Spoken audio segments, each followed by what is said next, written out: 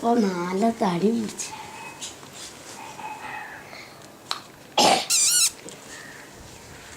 അങ്ങനെ കോണകൊക്കെ ആ നിർക്കില്ലിക്ക